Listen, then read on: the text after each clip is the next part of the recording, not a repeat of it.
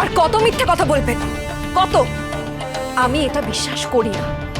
আমি চাই গজেনের পোস্টমর্টম হোক, আর যদি এটা প্রমাণিত হয় যে আমার মারার জন্যই গজেন মরেছে, তাহলে আমি ধরা দেব, কথা দিলাম। বেশ, তবে তাই হোক। তবে হ্যাঁ, একটা কথা, আপনারা দুজনেই কিন্তু কেউ স্টেশন লিভ করবেন না। কারণ হয় প্রমাণ হবে যে চিন্ময়ী দেবীর আঘাতেই গজেন মারা গেছে, আইদার প্রমাণ হবে যে ক্লিনিকে কারচুপি করে গজেনকে মারা হয়েছে।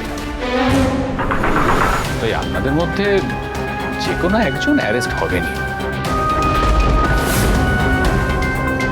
আর ম্যাডাম তো নিজেই বললেন যে ষড়যন্ত্রের কারণে গজেনের হার্ট অ্যাটাক হয়েছে। আর সেটা যদি হয় ডক্টর চৌধুরী, ক্লিনিকটা তো আপনারই, তাই হার্ট অ্যাটাক অস্বাভাবিক হলে অ্যারেস্ট তো আপনি হবেনই। আমি তবে আসি।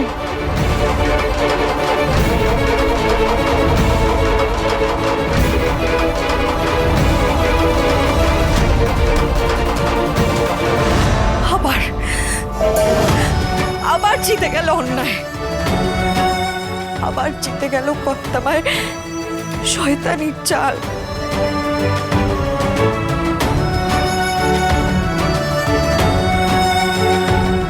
এত সহজে ভেঙে পড়লে তো চলবে না। এই জেতাটা যাতে জিততে না পারে সেটাই আমাদের দেখতে হবে।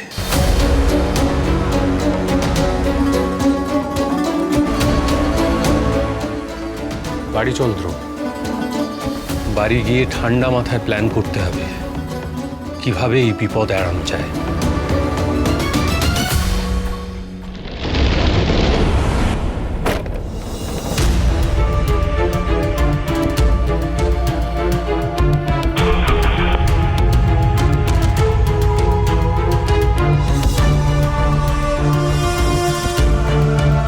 ওরা আমাদের সব দিক থেকে বেঁধে রাখতে চাইছে, এমন অবস্থা করছে গজেনের মৃত্যুর তদন্ত হলে হয় তুমি না হলে আমি বিপদে পড়ব।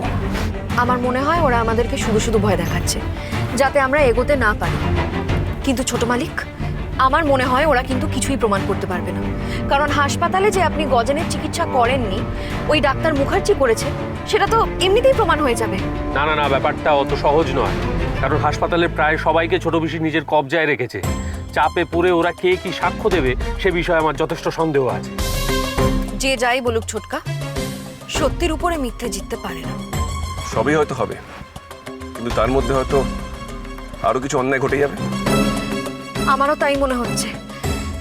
জানি না, এতক্ষণ আমরা বাড়ির বাইরে আছি, বাড়িতে কি হচ্ছে কে জানে।